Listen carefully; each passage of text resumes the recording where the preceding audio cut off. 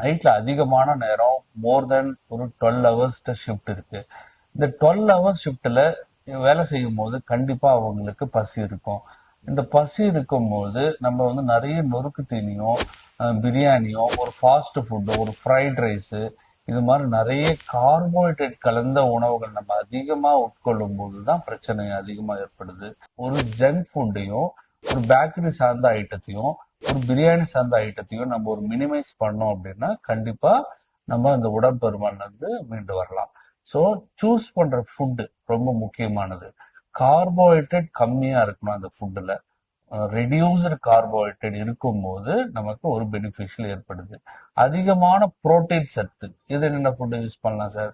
ஒரு கொண்டைக்கடலை, பட்டாணி இது மாதிரி நம்ம உட்கொள்ளும் போது புரோட்டீன் அதுல அதிகமான கண்டென்ட் இருக்கும், கார்போஹைட்ரேட் கண்டென்ட் ரொம்ப கம்மியா இருக்கும். ஒரு சாண்ட்விச் எடுக்கிறோம், காய்கறி கலந்த உணவு, ஒரு பழங்கள் கலந்த உணவு எடுத்துக்கும் போது அதுல ஃபைபர் கண்டென்ட்டும் அதிகமா இருக்கும்போது நமக்கு அது கார்போஹைட்ரேட் அப்சார்ப்ஷன் குறைஞ்சிரும்.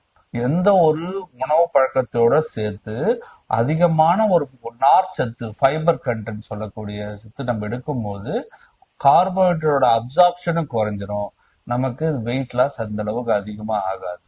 அதிகமான இருக்கிற கிளைசிமிக் இண்டெக்ஸ் பொருட்களை, உதாரணத்துக்கு ஜூஸ் ஐட்டமா இருக்கட்டும், ஒரு ஜாகரி ஐட்டமா இருக்கட்டும், ஒரு ஸ்வீட்ஸா இருக்கட்டும், இது மாதிரி அதிகமா இருக்கிற கிளைசிமிக் இண்டெக்ஸ் அதிகமா இருக்கிற பொருட்களை நம்ம முற்றிலும் தவிர்த்துடணும்.